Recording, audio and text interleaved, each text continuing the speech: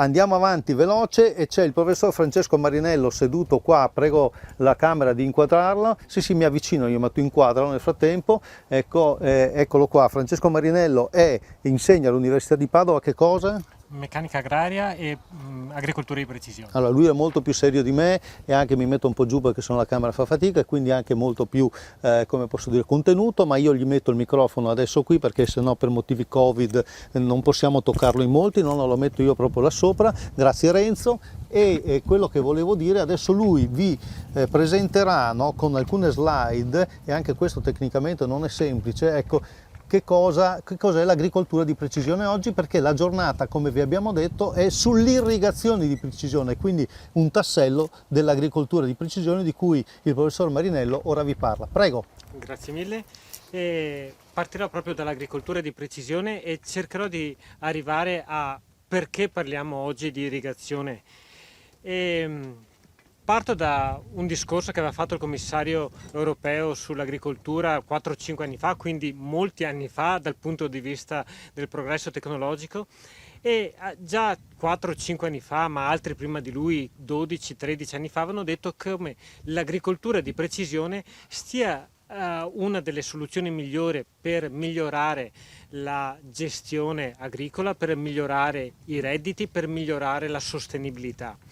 E 5 anni fa diceva come l'agricoltura di precisione stia trasformando da buona teoria a buona pratica. Ecco, 5 anni fa diceva questo e con qualche perplessità di molti, è così vero che l'agricoltura di precisione sta diventando una buona pratica? Proverò a rispondere, ma prima di rispondere cerco di richiamare quella che è la definizione ufficiale di agricoltura di precisione. Agricoltura di precisione che è una strategia di gestione dell'attività agricola con la quale i dati vengono raccolti, elaborati e analizzati e combinati con altre informazioni per orientare le decisioni in funzione della variabilità spaziale e temporale al fine di migliorare l'efficienza nell'uso delle risorse, migliorare la produttività, la redditività, la qualità, la sostenibilità.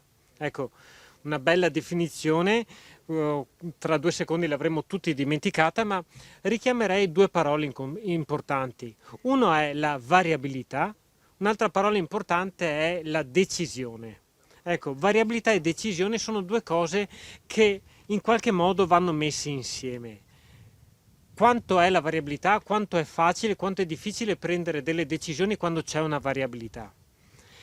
E l'agricoltura di precisione risponde a questo e, come vi dicevo prima, però assieme a qualche perplessità, cioè quanto è effettivamente diffusa l'agricoltura di precisione e quindi quante sono le risposte effettive che ci vengono date.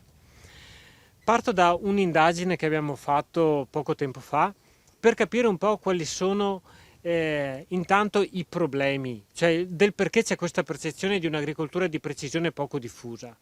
Intanto, come sappiamo bene, molto spesso abbiamo a che fare con aziende piccole, condotte da imprenditori che devono gestire con poco personale, quasi a livello familiare, spesso tutta l'azienda, magari con una scarsa inclinazione all'innovazione o magari con scarsa disponibilità di investimento. Ma il problema viene più a monte, viene forse dalle tecnologie che non sempre danno dei vantaggi chiari, non sempre è così facile misurare il vantaggio della tecnologia e ovviamente quindi è naturale una diffidenza e manca magari anche un'infrastruttura, un servizio di supporto, di manutenzione eccetera che aiuti queste tecnologie. Dall'altra parte va tenuto conto quali sono le opportunità. Un elemento importante che tutti vediamo è il cambiamento climatico, il fatto che ogni anno ci troviamo ad avere eventi più imprevedibili, eventi atmosferici importanti. Avete visto il downburst a Vercelli giusto ieri, ma ce n'è stato uno qua vicino a San Donà un paio di anni fa e avete tutti in mente estate molto piovose o inverni molto caldi. Ecco, gestire questa variabilità, questo clima è qualcosa che richiede maggiore competenza e anche maggiori strumenti. Ma non è tutto là, anche il cliente finale è più attento a quello che compra, al prodotto finale, per cui avere una maggiore tecnologia in campo dà probabilmente in molti casi al consumatore una maggiore sicurezza rispetto a quello che andrà a consumare. Ecco, la tendenza sul mercato è chiara, vi è un mercato in espansione su quelle che sono queste tecnologie e vi faccio notare come l'Europa non sia il fanalino di coda. L'Europa è un mercato interessante che compete con l'Asia e con l'America, quindi con i mercati più importanti, proprio perché molte tecnologie adesso si stanno adattando anche a quelle che sono non solo le grandi aziende, non solo quelle aziende sopra i 400, i 500, i 600 ettari che si trovano raramente in Italia, ma anche le aziende più piccole sotto i 10-15 ettari. Ecco, quello che vedete qua è il digital landscape, viene chiamato, cioè tutto quel macro mondo di offerte digitali per l'agricoltura che in Europa conta più di 1600 prodotti, anzi più di 1600 aziende con prodotti molto diversi pensati per l'agricoltura e in generale per la catena che arriva fino al prodotto alimentare. Ma a livello italiano, quindi cercando di analizzare il nostro mercato, sono più di 100, forse anche quasi 200 le aziende che forniscono servizi. Abbiamo pubblicato un paio di settimane fa un articolo sull'Informatore Agrario che un po' faceva una mappatura di queste aziende. E quello che a me interessa mostrarvi è come ai primi posti vi siano l'automazione, vi siano i sensori e al quarto posto proprio l'irrigazione. Quindi tecnologie che avanzano l'agricoltura in vari aspetti, nel punto di vista dell'automazione per avere minor affaticamento probabilmente e maggiore precisione nelle lavorazioni, sensori per raccogliere dati e subito ai primi posti l'irrigazione e non tanto più avanti vedete anche il meteo che ovviamente molto si collega all'irrigazione. Ma perché dobbiamo gestire con un'agricoltura di precisione? Fondamentalmente perché abbiamo variabilità. Se i nostri campi fossero delle tavole da biliardo, potremmo dimenticarci sensori, tecnologie, eccetera. Ma nel nostro contesto, in quello italiano, tutti avete ben presente come passando da un campo all'altro cambi completamente il tipo di tessitura, cambia anche come l'effetto delle lavorazioni. Molto spesso abbiamo delle lavorazioni che cambiano di intensità a seconda del tipo di suolo oppure a seconda del tipo di pendenza, è quella che viene detta la variabilità gestionale. E abbiamo poi quella che è detta la variabilità colturale, quindi di anno in anno, quando abbiamo rotazioni, cambiano colture, cambiano all'interno della stessa coltura, cambiano il tipo di varietà e quello che si evidenzia è che la risposta del soia, del frumento, del mais con quel tipo di suolo, con quel tipo di clima, cambia di anno in anno. E infine abbiamo una variabilità temporale, quella che citavo prima. Abbiamo fatto un inverno molto più caldo degli ultimi 4, 5, 6 inverni. 2 o 3 estati fa abbiamo avuto un'estate super piovosa. Il fatto di gestire questa variabilità è forse non troppo difficile per agronomi che hanno decine d'anni di esperienza, ma probabilmente in molti casi trova impreparati perché questa variabilità temporale che stiamo conoscendo è unica nel suo genere. Come possiamo gestire tutte queste variabilità? Le tecnologie sono sicuramente una risposta che va a vari livelli. Abbiamo tecnologie entry level, abbiamo tecnologie di media innovazione, come vedete in questo schema, e prodotti più altamente innovativi.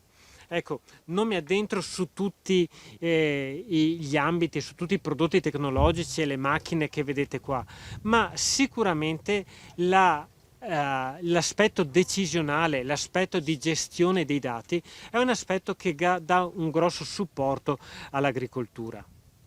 Ecco, e proprio sul supporto alle decisioni, cioè su quei software che raccolgono o hanno raccolto grandi quantità di dati e hanno creato dei modelli predittivi, penso che possono essere una delle risposte più interessanti. Modelli predittivi raccolti da molti sensori, sviluppati con calcolatori molto performanti e che in qualche modo possono indirizzare le nostre decisioni. Sia chiaro, non per dare la soluzione giusta, perché un termine di imprevedibilità, come sapete, c'è sempre. È impossibile prevedere un evento meteorologico estremo come un qualche attacco fungino o un qualche attacco di qualche insetto. Però sicuramente i sistemi di supporto alle decisioni possono aiutare a sbagliare meno, a fare prendere delle decisioni statisticamente più solide. Se andiamo a vedere i sistemi di supporto alle decisioni, ce ne sono circa una quindicina a livello nazionale.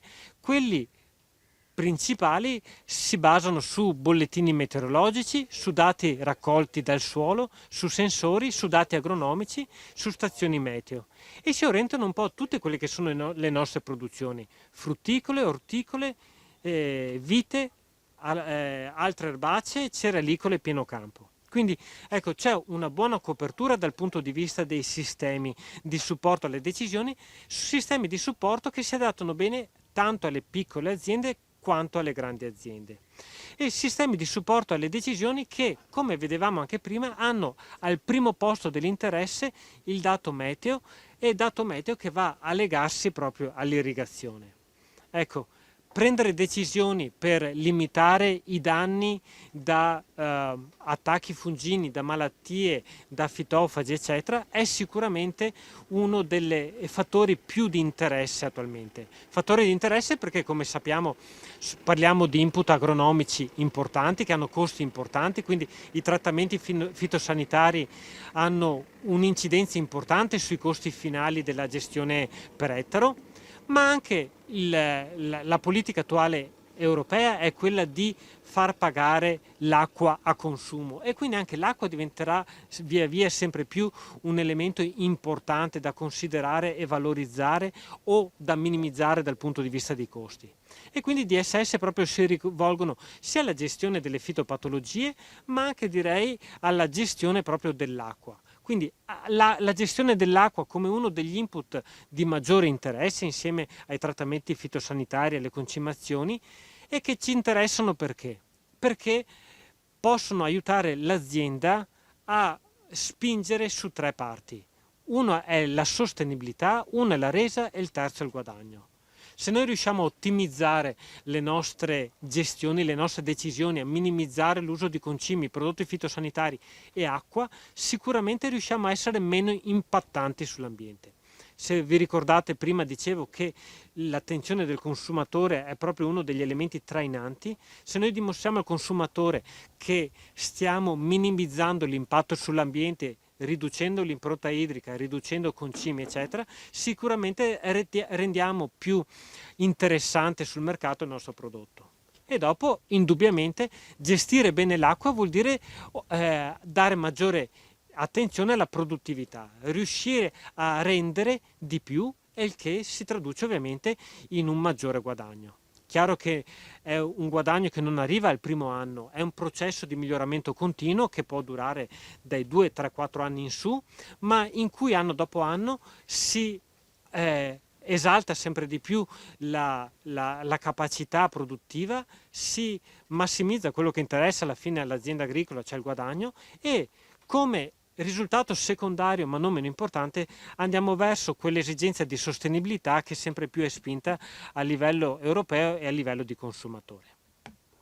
Ecco, vi ringrazio per l'attenzione, e adesso vedremo insieme alcune di queste tecnologie che fanno da tecnologia trainante per l'agricoltura di precisione e per l'irrigazione in particolare, che, come abbiamo visto, è un fattore chiave e sempre più sarà fattore chiave negli anni a venire.